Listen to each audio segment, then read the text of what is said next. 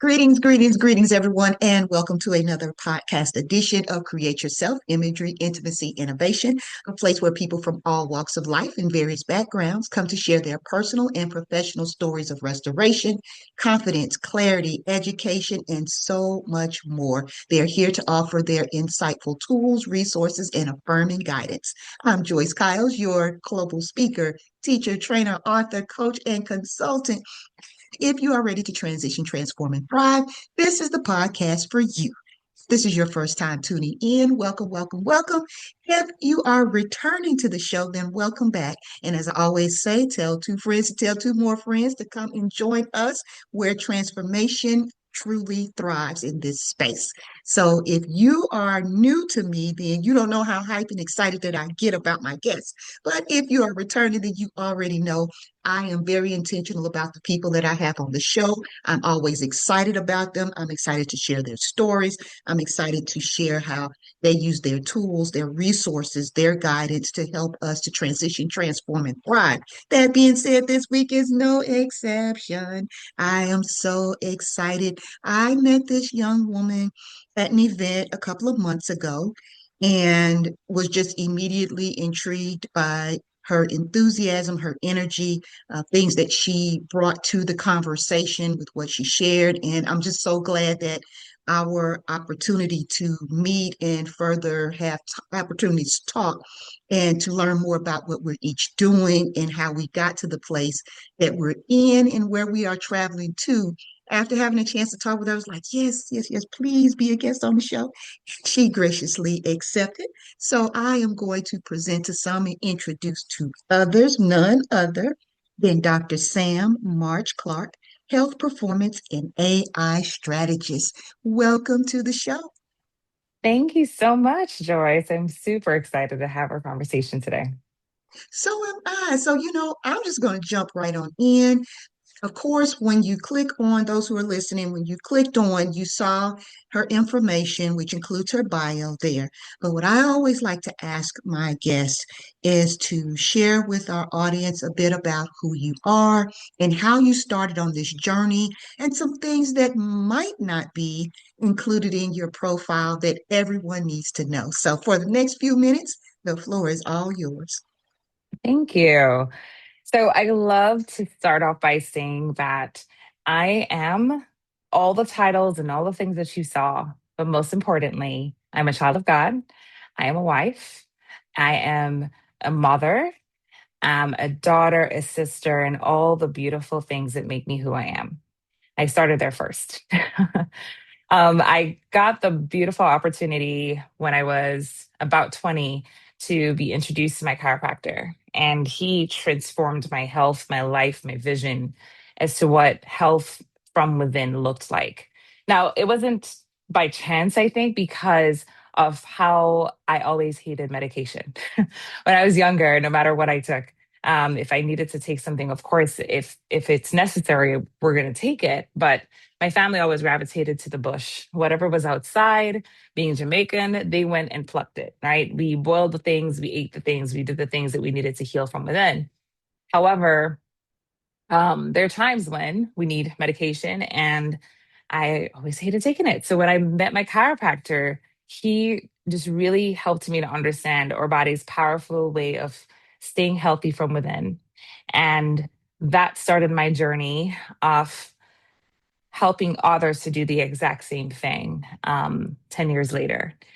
So I had my practice in Dunwoody, Georgia for 10 years, where I served the entire Metroplex. And it was so fascinating to see how well high performing people, high achieving people, everyday people needed the kind of work we did. We helped them to really connect their bodies, mind, and souls in a way that they were able to find what I define as harmony.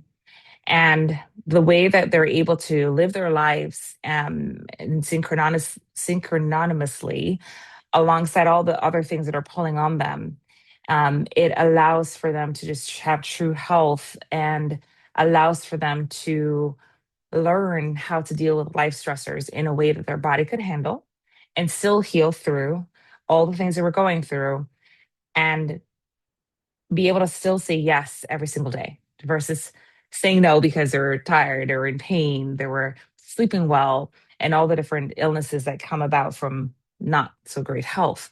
So, facilitating that for the last 12 years as a chiropractor, for the last 10 years in Dunwoody, has been one of my greatest joys. And now I get the beautiful opportunity to have a much larger impact with so many others.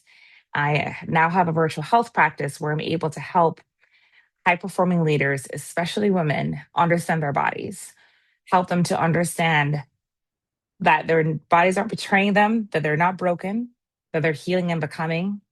And as they truly step into that health, that they can have alignment with their lives. And if it's so out of misalignment, we help them to get back on track. So that way they're able to still have the dreams, the ambitions, and still preserve their health as well. We do that for individuals as well as for the organizations. I love that, and I love the way that you spell your business name too. I just want to throw that out there. Um, Thank you. I really appreciate your journey and the way that you came into it. One thing that really stood out with me a lot when you and I initially met, and of course, doing a deeper dive into your work, is that you talk a lot about harmony Mhm. versus balance. And that's one of the things that I speak on a lot as well.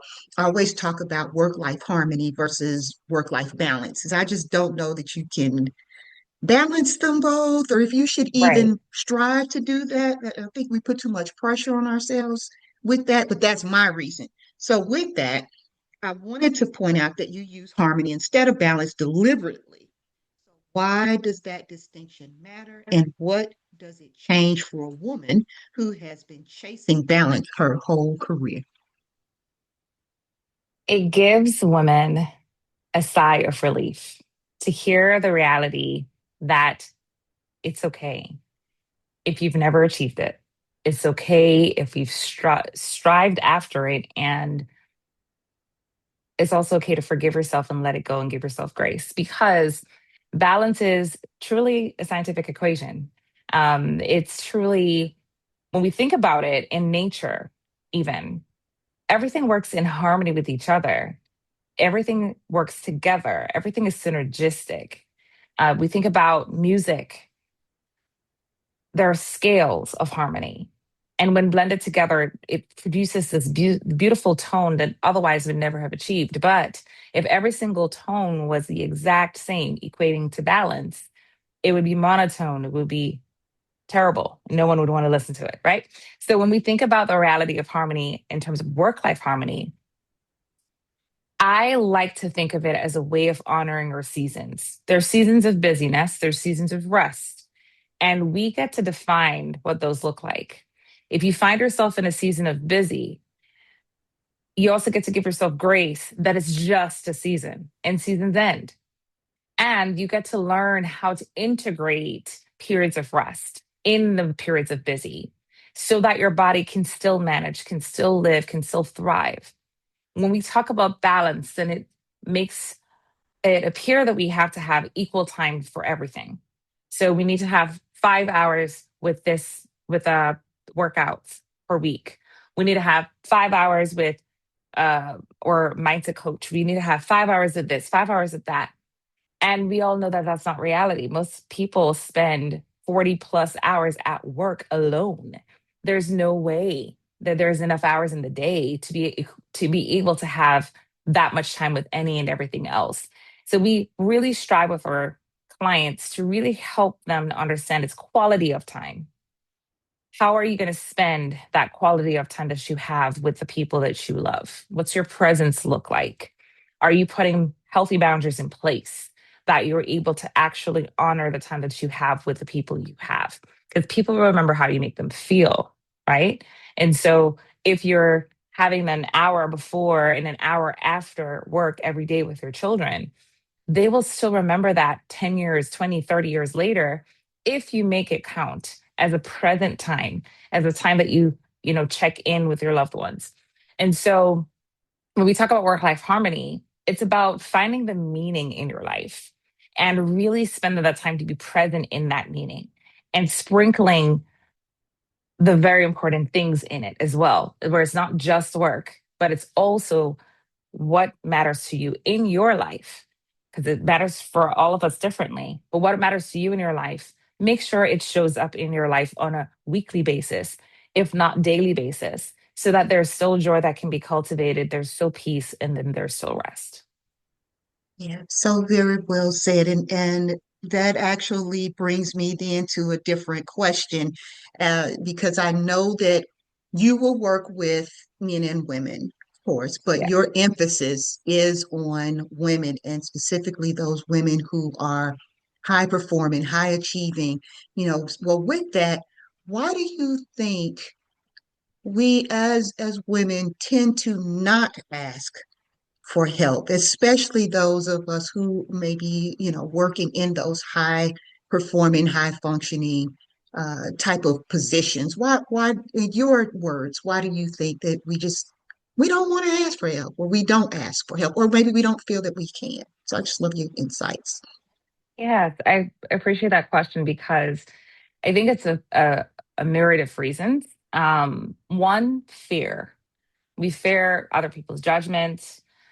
We fear that, especially if we're in a corporate environment, that we'll be judged by our peers, by our superiors. We think that they may not trust us or entrust us with anything, any particular deal, package, or mission that is major to them because she can't handle it. Right. So I think that's one part of it. The second part of it is a lot of high achieving, high performing women have built things on their backs. They've ran up the hill with it, toe up, knees, body, everything. And the victory is in, I got it done. But at what cost? The cost is never usually worth it. And as such, we tend to repeat the cycle because we still got it done. And we didn't realize that in the culture that we've now created, because we got it done, but we got it done solo or mostly by us, that now we created a culture of disengagement, desire to connect, but afraid to connect because the strong Black woman is in charge. And what does that look like? When does it appear? And how does she come across? And we forget the beautiful aspect of being a woman is the femininity that we bring into leadership. It's not a weakness, but for a long time, we've felt and we've been told it is. And as such, we then create this enigma of strength that I have to do this alone and I have to do this by myself. And we carry this into our maternity leaves. We carry this into taking care of our children. We carry this into having to show up as single moms at times, as I've lived that life also, and taking care of our children or our household. And I found that in those moments, that the greatest strength that I could ever have was to ask for help. It wasn't to break and remain broken. It was to realize that I could either stay broken and in this place of lack, or I could ask for help and move and transition the mission forward, whatever that may be. And in my business, that was necessary, in my personal life, that was necessary. And it created space for me. It created space for me to actually learn harmony. It created space for healing. And I don't think it's to anyone's benefit for us to continue this mission of alone and moving the world by ourselves. We can truly do so much more together, especially teaming together with other women, and creating the space where we can show up and be our authentic selves and be our strong selves and be on mission, on task. But we really can do it stronger together than we can do it apart. I absolutely 100% agree with that. And I say it often, we are stronger together when we choose to be honest, transparent, collaborate. We don't have to be in competition with one another. There are ways for us to work together. And in that way, we can also recognize when we see one of our coworkers, we see our sister who is struggling in a particular area, and have the confidence and the courage to talk with them and say, hey, you know what, I'm observing X, Y, and Z. If you are you okay? And just ask and do it in a way that shows empathy, that Mhm. shows care, that shows concern. I love that you opened with talking about your family and how, you know, you go to the bush and you get what you need, Mhm. and healing can be found there. But that there are also times when we may need a particular medication, you know, and I Mhm. think some of that comes from us as women carrying so much, and we make ourselves ill. And Yes. so with that, there are times when, you know, conventional versus non-conventional, and knowing Mhm. when and which and to what degree. So with that, what do you find to be the biggest misconception that conventional medicine has about high-performing women's health? And what does that misconception cost her and her organization? Mm, I love that question. I think that medicine has created a space for judgment of women, especially Black women. We see the disparities that exist in health and um, the ways in which different types of diseases, ways in which different types of outcomes, for example, maternal health outcomes, are not equitable across different ethnicities. And a lot of times, pain, because it is subjective, can then be misunderstood by medical providers. You don't look like you're in pain. I've been told many times that you look fine. Like, okay, so can an addict look fine, but they still have so many other things that they're going through and that they're using to quote unquote look fine. Um, and we tend to have this high level of judgment and low level of consideration for women as it relates to their health and their needs. And if we were to be more considerate and compassionate and ask questions, that would take us so much farther. It would take the health of that woman so much farther. And it would take our organization so much farther.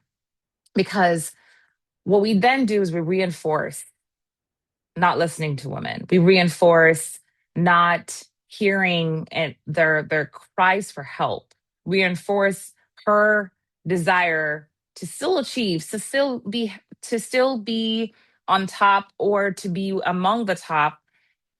And we also reinstill that she can do it alone. So she's now finally asking for help and going to a provider and saying, hey, help me. I notice my body doesn't feel well. I'm not feeling well. I can't figure out what is happening. I need help. I need direction. I need something to help me to figure this out.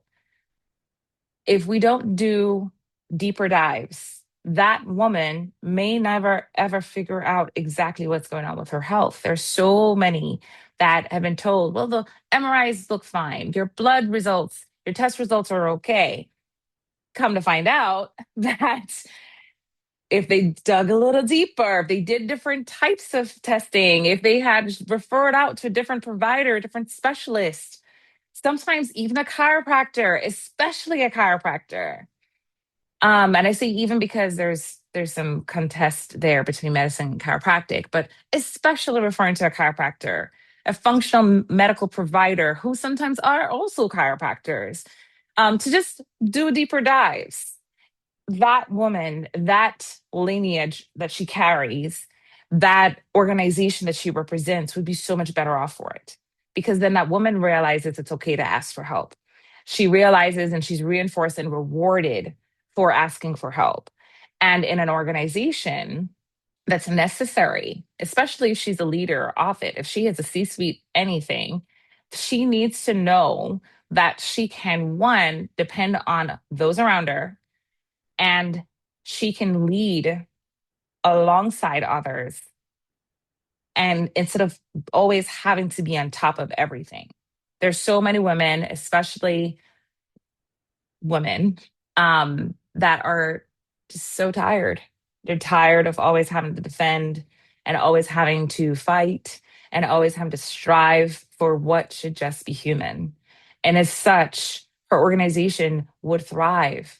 So when we work with the leaders and the organizations, it is no surprise that it thrives. A person who's healthier thinks clearer, they sleep better, they feel better, they're happier, they're more joyful. And it shows in their work. Their clients can tell, and they're able to actually trust their bodies, trust their minds, and they're able to make healthier choices and decisions that leads their organizations in a way that otherwise would never be led. If we would only be able to trust those around us or community that much more, the world will be quite different. I agree. Oh, so many mic drop moments that you shared there, so many gems. When you said high level of judgment, low level of consideration, that right there was bars, so many bars. And I can definitely say professionally, personally, I have been one of those individuals who have felt that I've got to keep going. I have to keep showing up. I have to keep pushing forward. I can't ask for help. I shouldn't Mm-hmm. ask for help. The judgment Mm-hmm. that comes from medication, because I may need Mm-hmm. some, I don't care what the medication might be. You Mm-hmm. mean you couldn't just tough it out? And so, as you're talking and sharing, I have an even more appreciation for you and the work that you do. And so I want to ask you to just, share with our audience a bit about the services that you provide and the uniqueness of the services that you provide, because I know that there are some unique elements to what you do. Yes, I love taking care of high performing people because they're everywhere. We don't have to necessarily see them as the top C-suite level people. They're just people. Moms are high performing people, right? Dads are high performing people. So I love taking care of people and helping them to understand their bodies. The way that we do that is we typically start off with assessments as well as lab work, but we do it in a functional way. So, someone who comes to me with a unique set of problems will be very different from someone else's set of problems. And as such, we're not going to treat you the same. Some labs might be similar because because of who we are, right? As humans, we need to understand specific quantities within the body and what is happening. However, if you are more stressed out than you used to be, if you are showing with disease factors already, then we're going to dig deeper and we're going to look at other types of testing to see how well your body has been handling this, how well it's been healing with this, because your body can heal. Cut your finger, it heals by itself. You don't have to tell it what to do. That's the nervous system, and what it allows our bodies to generate is health. It just needs no interference. And at times, lifestyle factors are large interferences. So, structurally, we look at your body as a chiropractor typically, and I've done that for 12 years. However, online, virtually, what I do with my patients now is we look at what other lifestyle factors are interfering with their body's ability to heal. Then we coach you through not just what to eat, not just how to shift your lifestyle, but we walk you through what is our harmonized framework. We explore specific factors that are built into that framework to help you to shift your body differently. And we teach you how to leverage things like AI, things that are readily available to us to help you to perform better, lead better, and heal quicker. We're all about saving you time, energy, and money. And as such, as a coach, as a speaker, working within organizations, we find the best fit as to how our firm can play. In an organizational setting, we tend to do workshops, we tend to have different diagnostics that we can bring in to evaluate the entire team or specific sectors of the team to ensure that they're operating at high efficiency. And if they're not, then we can help you to cultivate better programs that would be more sustainable for those particular individuals so that their health can improve, they can have higher engagement with their health and wellness initiatives that you pay for, and they can actually benefit in a way that they show up with less absenteeism, higher sense of productivity, and a stronger sense of loyalty and harmony in that organization. That way, because of their stronger connection to their bodies and their minds, they're able to be the leaders you have hired, right? They're able to be the entrepreneurs that they know they can be, and they can take full advantage of the resources that are around them to be able to tap into that with full force. So it is hard work, and the impact is very large, and that is exactly what we stand for. And that is exactly why I wanted you on the show, because I knew that your coming on would be so beneficial to my audience. You bring a uniqueness to the work that you do. And I love that it's not just eating habits, just this, just that. Like you bring it all together and it's very customized to the individual. So, it's not a one size fits all type of structure. So I love that about your business. As we begin to make our, descent into our conversation, I want to switch gears just a bit and talk a bit about your book. So if you would please let our listening audience know, about your book, the title, your inspiration behind it, just all the things that you want us to know. Sure. So I was blessed to write this book, Harmonize Your Life, Finding Alignment from Within, and published it on my birthday last year. It was a gift to myself. When I wrote this book, I just prayed for one person to benefit. It was a book that was, I like to say it's memoir meets health, because I'm a very authentic, transparent person. And it comes across in this book quite a bit. It also just reveals different ways in which we can think about harmony, ways in which we can approach our health. It talks through some levels of the assessments that we do as well, with our clients, where we walk them through certain chiropractic concepts and apply it to their lives. We walk through principles that are typically isolated, however, they still have a place and a part.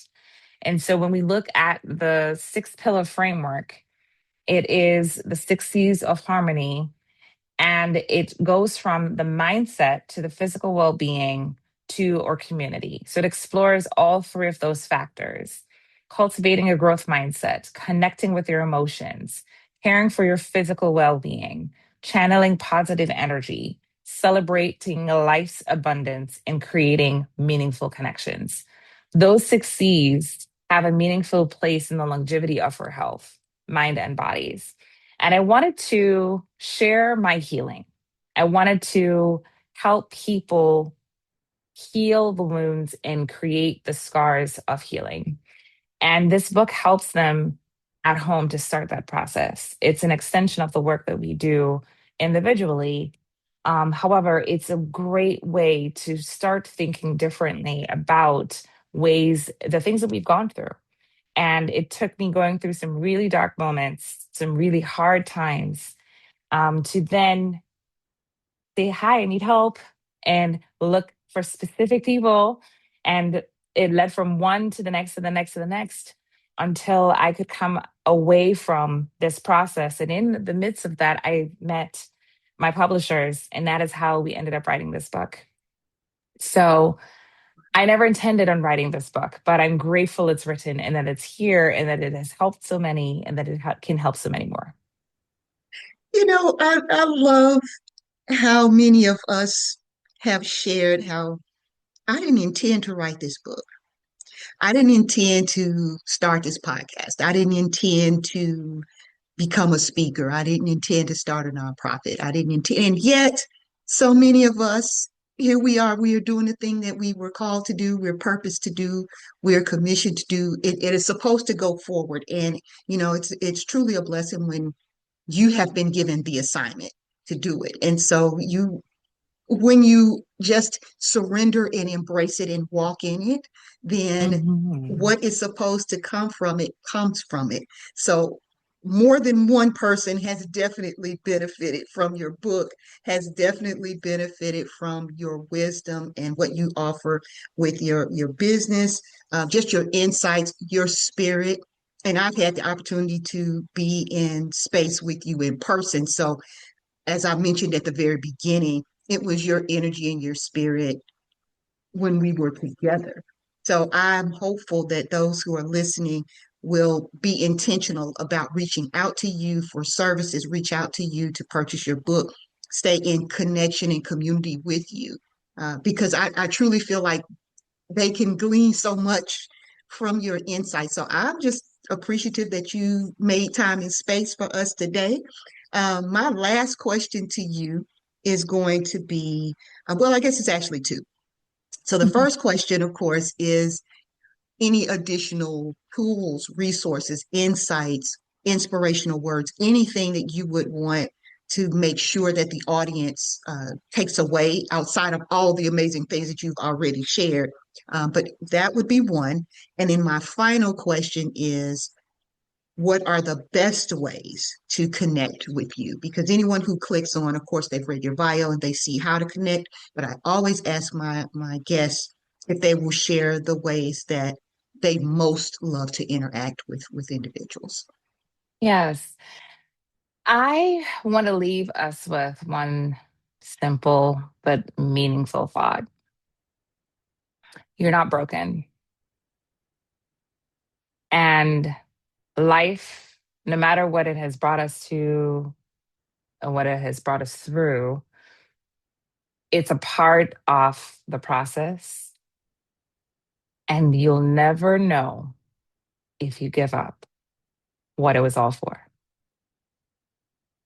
I can thankfully, gratefully say that when I was at my darkest moment and darkest time, I finally reached out and asked for help. And that was about 5 years ago. And I'm so thankful that I did because life now, it's not perfect, but I can see the beauty in every single day. And I'm so thankful. So don't give up. You're worth it. You deserve happiness. You deserve joy. You deserve peace. You deserve harmony. You deserve, period. And if you give up, you'll never know. We deserve you. So make sure you don't give up. In terms of connecting with me, you can find me on LinkedIn at Dr. Sam Clark. You can find me on Instagram at Dr. Sam March. You can find me online at my website. And on my website, I want to gift the opportunity for you to actually just to see how well in harmony you're living right now. So if you go to my website, there is a section for individuals and as well as for organizations for you to measure your sense of harmony personally. And it will walk you through a very quick assessment, 3 to 5 minutes max. And for organizations, it will do the same. And there you'll be able to actually have your harmony score.